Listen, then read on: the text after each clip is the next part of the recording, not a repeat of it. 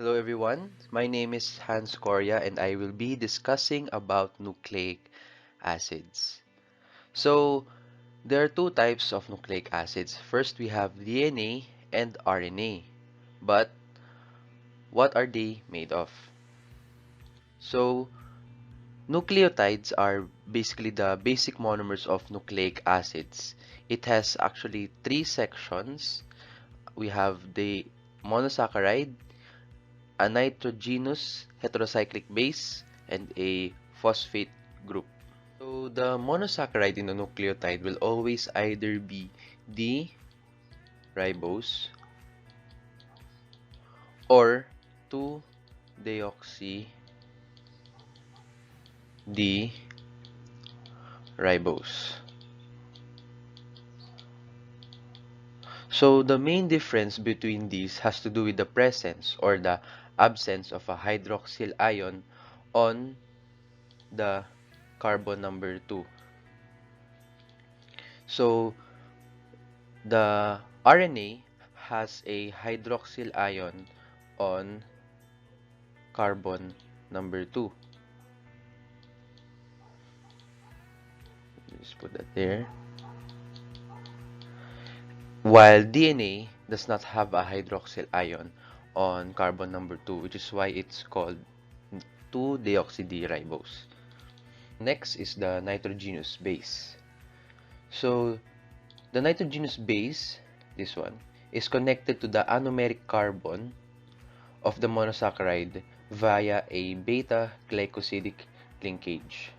So it is heterocyclic because it has another element besides carbon, which is nitrogen.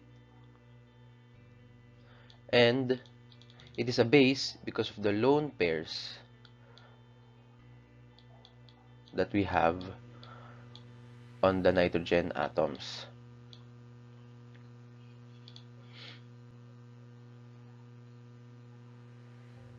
So these bases can either be purines, which looks like this,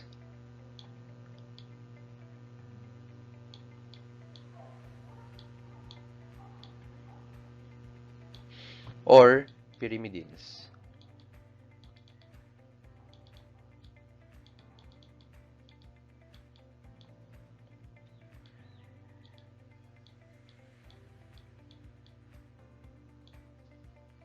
So purines, as you can see, have two rings, while pyrimidines only have one ring.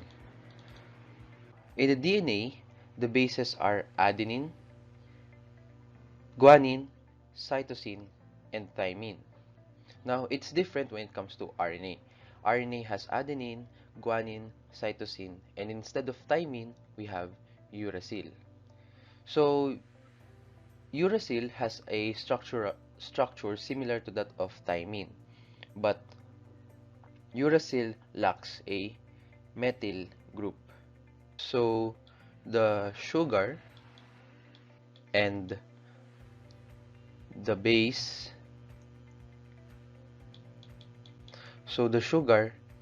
combined is collectively called the nucleoside. And lastly, we have the phosphate group. The phosphate group is actually attached to the carbon 5 of the sugar right here. To recap, we have three parts of a nucleotide. We have the sugar, which we know can be 2-deoxy-D-ribose or D-ribose. And connected to the anomeric carbon is a nitrogenous base. And then we all know that the nitrogenous base can either be purine or pyrimidine. And then connected to the carbon number 5 of the sugar, we have a phosphate group.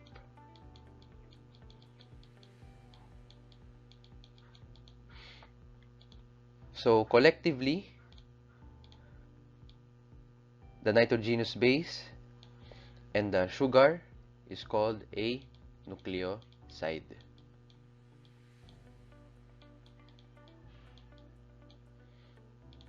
And all together, plus the phosphate group, the whole thing is called a nucleotide.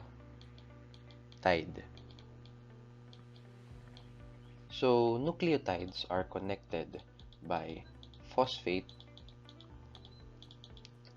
esters right here. So these phosphate esters are what link the 3' hydroxyl of one nucleotide to the 5' hydroxyl of another nucleotide. So these connections are what link or what make up the backbone of the nucleotides.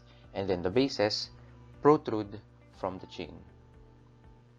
So the DNA exists as two strands that pair up in a base-specific manner. This means that the strands are complementary. So cytosine pairs up with guanine and adenine pairs up with thymine between the two DNA strands. So you have to remember that one strand runs from the 5' end to the 3' end, while the other strand runs from the 3' end to the 5' end.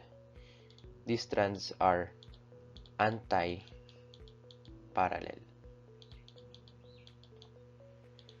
So this pairing for DNA happens for two reasons. One is because of the geometry of DNA. Now, the geometry of DNA requires one purine and one pyrimidine. Two purines would be too wide, while two pyrimidines would be too short. Another factor is the hydrogen bonding that occurs in the complementary bases. So as you can see here, there is hydrogen bonding that occurs within the two nitrogenous bases. Adenine connects to thymine and guanine connects to cytosine. So the main difference with DNA and RNA is that DNA contains 2-deoxyribose sugars, while RNA contains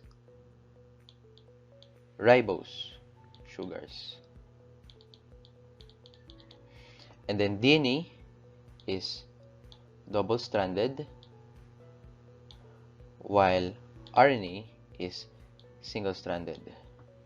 And then DNA consists of adenine, cytosine, guanine, and thymine, while RNA consists of adenine, cytosine, guanine, and instead of thymine, we have uracil.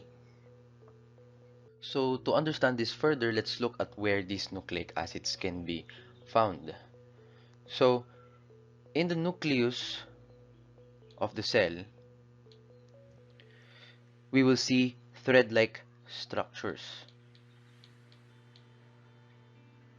And these thread-like structures here are what we call chromatids.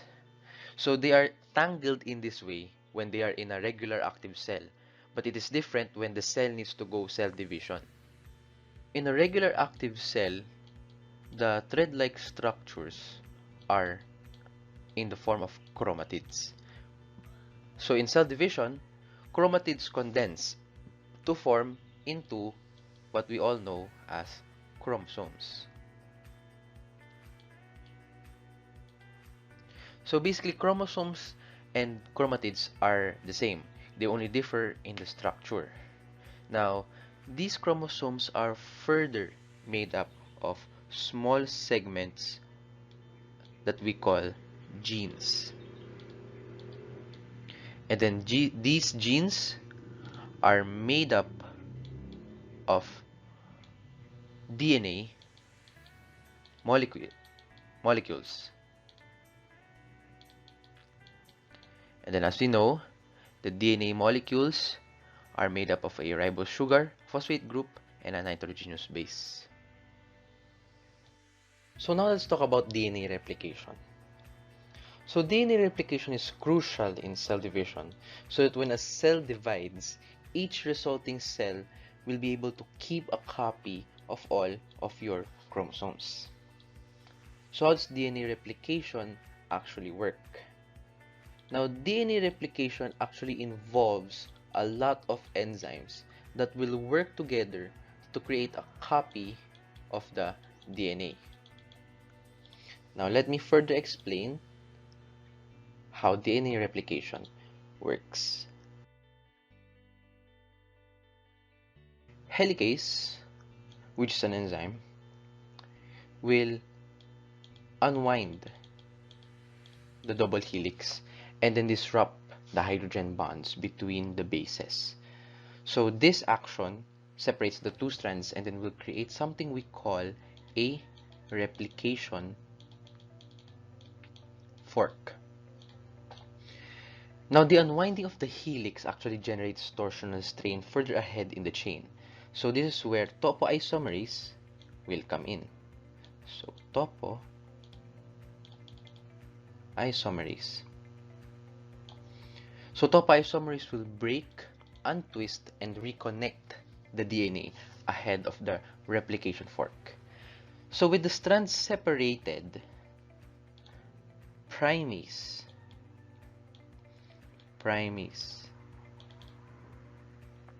will anneal an RNA primer at a specific location in the DNA strand to indicate where to start the replication process.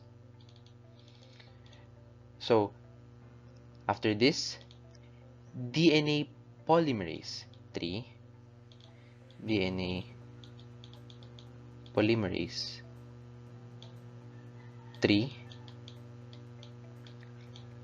will bind to the primer and begin to generate a new complementary strand. So the nucleotides will enter the enzyme's active site, and the DNA polymerase will catalyze the formation of phosphodiester bonds.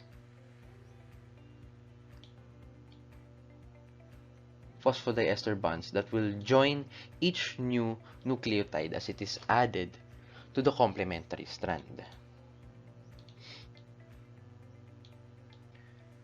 So in the leading strand,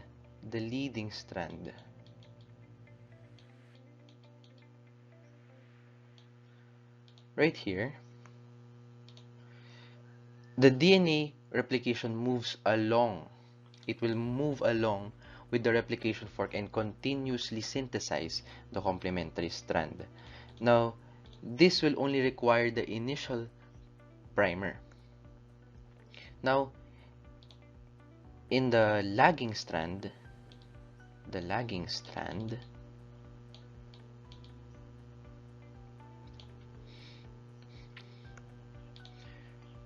DNA polymerase can only work with one chunk of nucleotides at a time as new templates are made available. So these chunks are what we call Okazaki fragments.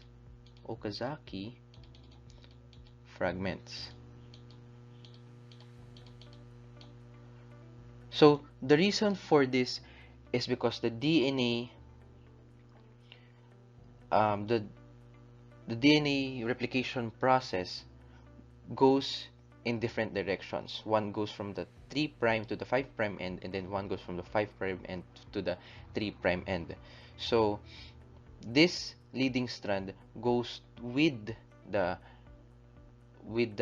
flow of the DNA polymerase, while the lagging strand will have to wait for a long chunk to be moved and opened until it can work with it. and create a copy of it. A primer is actually required for each of these Okazaki fragments. So after generating the complementary strands, DNA polymerase 1 DNA polymerase 1 DNA polymerase 1 will go through and replace all of the RNA primer nucleotides with DNA nucleotides to make sure that everything is DNA all throughout. Then ligase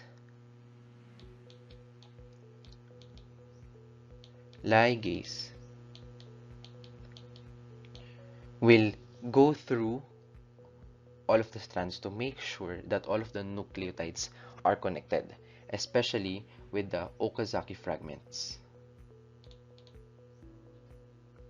So to recap, helicase will unwind the helix and separate the strands, creating a replication fork.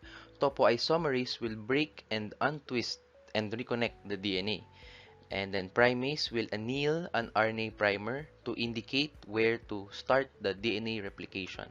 And then DNA polymerase 3 will copy each strand once continuously on the leading strand and then on the Okazaki fragments on the lagging strand.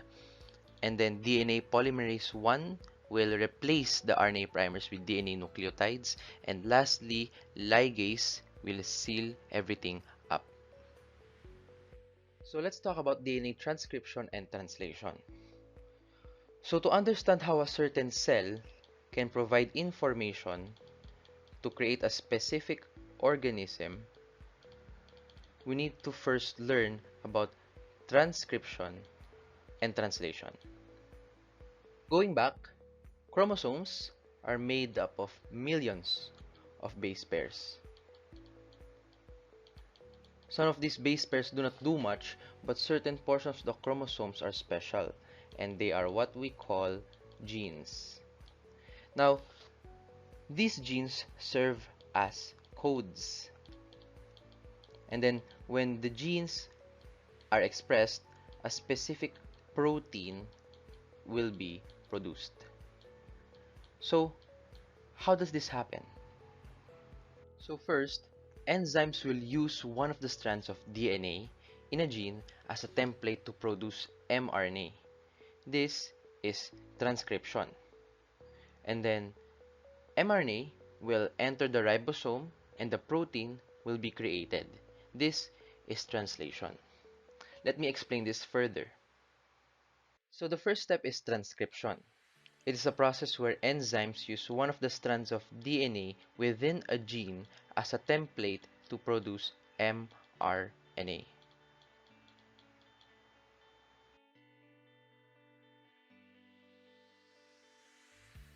So RNA polymerase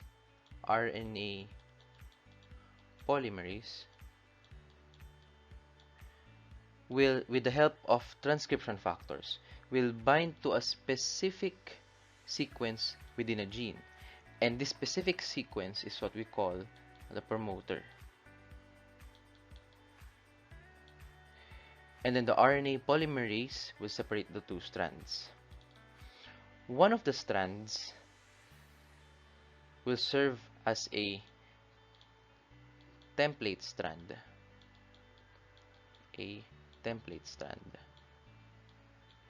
Or the antisense strand. This is the strand that will be used to generate the mRNA.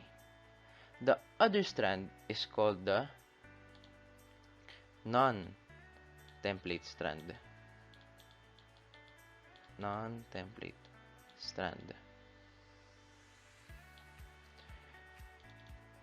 Or the sense strand.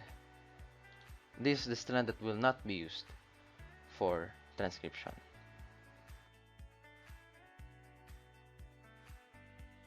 So, RNA polymerase does not need a primer. It just simply initiates the mRNA synthesis at the start point and moves down along the gene in a process called elongation. ligation. RNA polymerase will read the strand from the 3' end until the 5' end. So therefore, the mRNA will be built from the 5' end instead to the 3' end.